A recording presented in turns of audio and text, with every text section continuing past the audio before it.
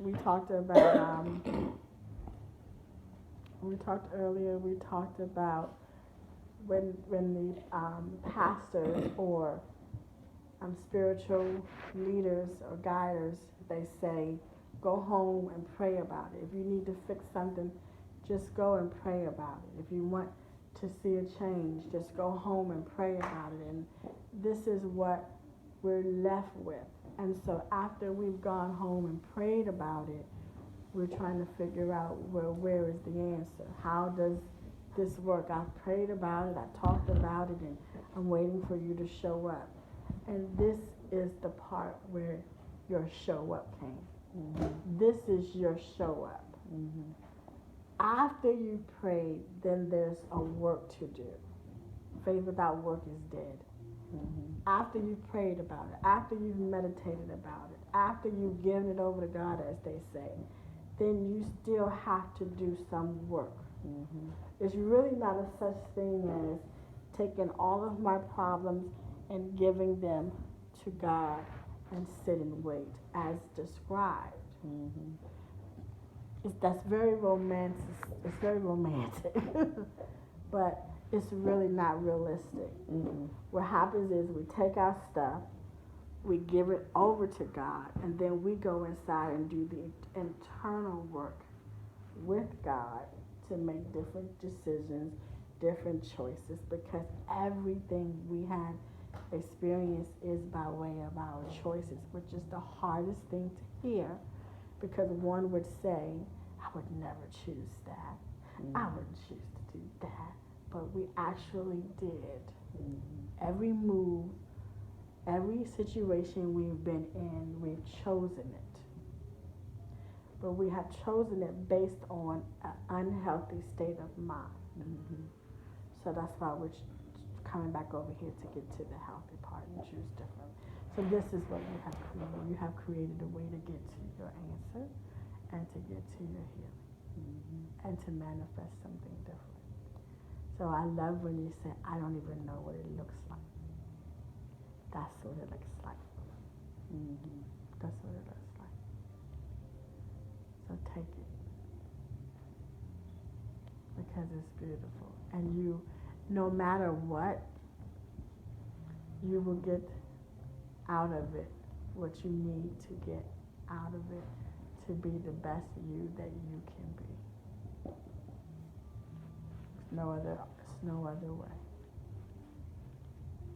And it becomes no other way because you've made the choice. See, once we make the choice, that's it. Once we make the choice inside, that's it. God does everything but fail. For real, God does everything but fail. So when we're experiencing an inharmony or imbalance or negativity or things that are uncomfortable, it's because we're making moves, we're making choices, we're having thoughts that are aligned with that frequency or aligned with that aspect of God. And so if that is the case, then we're getting back that same frequency, that same energy, because we're aligned with it. So God is not failing us. We're just having to choose a different road to get a different result. Mm-hmm. Does that make sense? Mm-hmm. So this is what you have created. And I lovingly say, welcome to your freedom. Not the new practice, not the sister circle. Those are just your tools that you are using to get to where you are going. Mm-hmm. So I am humbly saying to you, welcome to your freedom. This is what you have created. And it's going to look and feel really good. That's what it looks like. Ashe? So the next time when you come, or any other time, because I know you have to go, the next time you come or any other time that you come, this is where you unload all of your garbage. Mm-hmm. This is where all the garbage goes. it comes out. You have to get it out. Because if it stays there, then it keeps creating the same there. It manifests. It keeps manifesting. You know, how do you change your future? The only way to change your future is to change your present. The only, if we are doing what we always have done, and we'll know that by the evidence that's outside of us. So if you're doing something today that you've been doing yesterday, you might say to yourself, well, I'm doing it differently, I'm doing it another way. If you're not getting a different result, then you're pretty much participating in the same energy. So you have to do something different to get something different. So if you don't do anything different and you remain in that place where all that pain is, you will just keep recreating that same pain and keep living that same life for the rest of your life until you change. So your future will always be what is in your past if you never change your present. That's how you change your future. People always wonder, you know, even when I'm talking and I'm doing a reading, as they call it, right? I just call it, I'm hearing. Whenever I'm sitting with someone, I'm listening to their spirit tell me where they have traveled. And I can always tell them where they're going. But I tell them where they're going based on where they are today. Where they are today.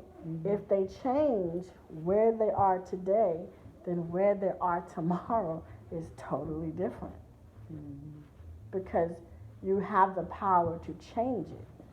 We all have the power to change our future by what we do today. So I can see you and see the beautiful light and go, this is what you're called to do. This is what you're supposed to do. And this is who you're going to be. And da da da da da. But if you sit in that posture and say, well, I'm not going to do anything different. I'm just going to stay right here and just wait for this stuff to come to me since it's going to come, then it's not promised that it's going to, you got to do the work to get there. So you have to change what is going on today to get something different for tomorrow. It's just like when the little brother who lives downstairs, and I said, don't go home, because if you go home, it's going to be a car parked on the side with 3 dudes in it, and they're going to come out, and they're going to put the gun to your head. That ain't going to happen. Yes, that's going to happen. So when he goes home, that's exactly what happened. He didn't even have to have that experience, because we already said this is how it's going to be. You're going to go, and this is what's going to happen. But that person decided, you know, I still want to go home and have this experience or whatever. And so that's what happened. It could have changed. It could have never went that way. He could have made a decision not to even go home that day. But he didn't make that choice. So in other words, so everything about your present is what dictates your future, your choices. And that I realize, because I am comfortable in the anxiety, in the worry, in the depression, in all the negative, because that's just been me for so long. That's what I know. And do you like the results of that? No. And so that means you have to do what? Like now, it's starting to make me like sick, like I'm sick to my stomach. Yeah, I can feel you. Like I can feel you to that. It's like she's down, she's not coming, she's trying to talk herself out of it, and all of this stuff. I can feel all of that. But it's all in the program. And so how do you overcome it? You recognize it's a program, and then you go against the program. We all have to do that. We see the program, we recognize what it is, and then we move and do something different.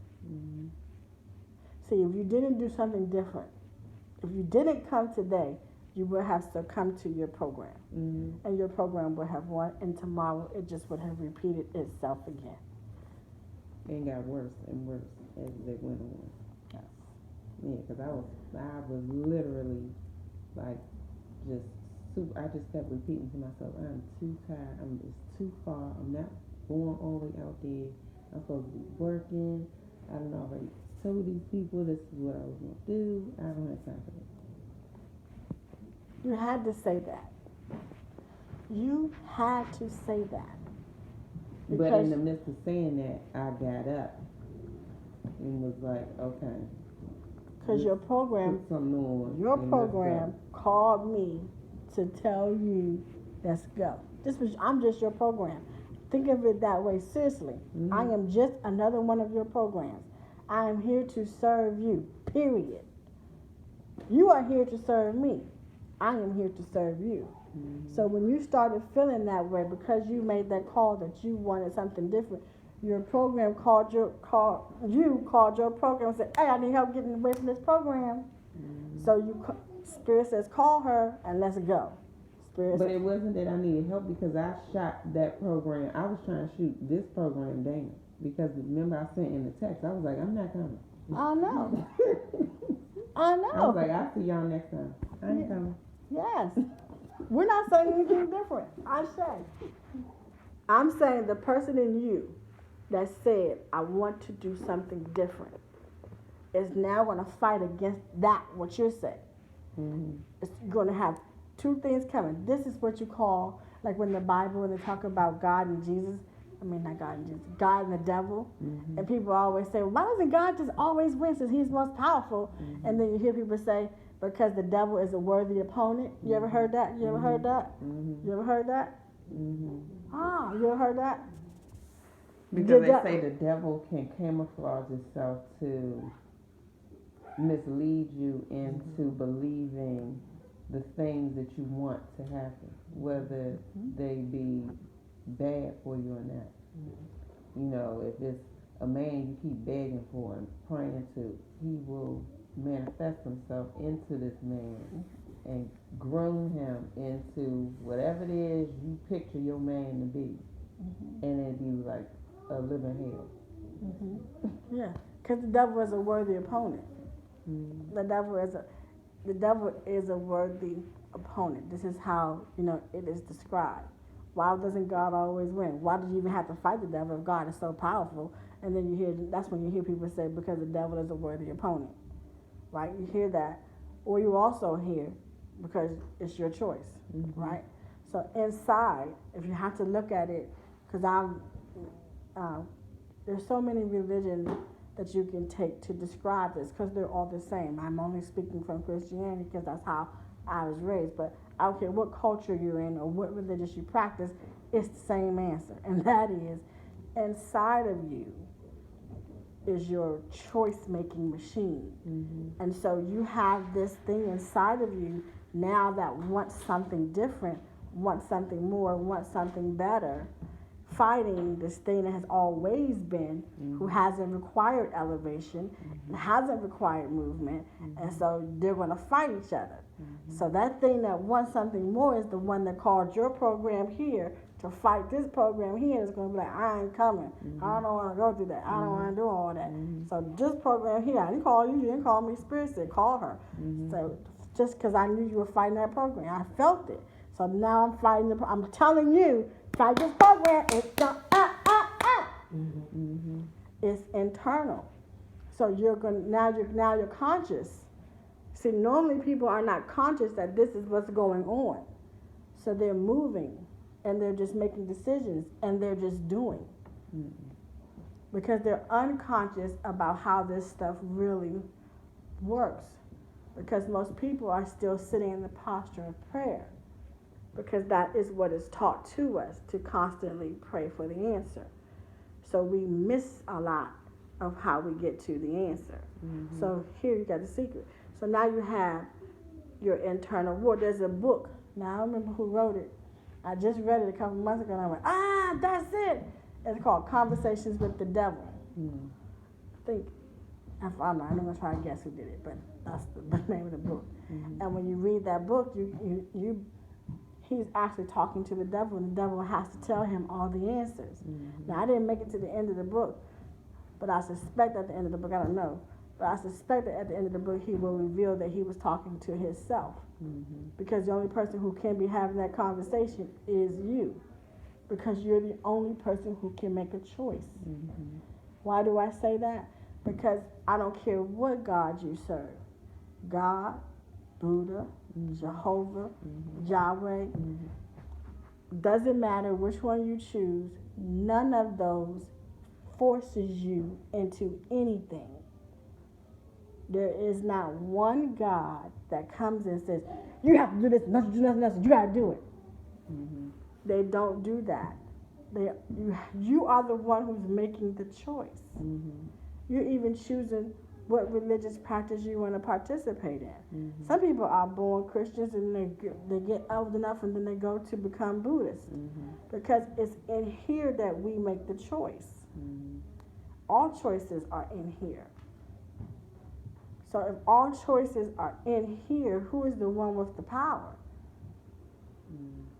There's no God that has enough power to make you do what they say do. They give you the choice. Mm-hmm. That's how it's designed, to give you the choice. So the person who's holding the choice is the person with the power. Mm-hmm. Not the person who's not holding the choice. The person who's holding the choice. Mm-hmm. Which sometimes can be uncomfortable because people want to sit in the posture that God is doing everything to them. Mm-hmm. God did that. The devil did that. God did that. The devil did that. It's we're making the choice. That's the hard part. Because once you figure that out, right, then all the mystery goes away. All the mystery goes away. And then you get to how do you change it? Now you get to your divinity. Well, now you get to the part in the Bible where it says, I made you in my image. Mm-hmm. Now you get to the part where Jesus says, when you see me, you see the Father. Mm-hmm. That's the oneness. That's the power. I have whatever I say. I have whatever it is I want. That's the oneness. That's where you're getting to. Your divine self through your choices. Powerful place to live in. Mm-hmm. Creation is unimaginable at that point. You know, we'll create something wonderful. Mm-hmm. This is where we are. So, I know you have to go. Well, thank you. Was that helpful? Very. Ashe. Ashe. Ashe. Ashe.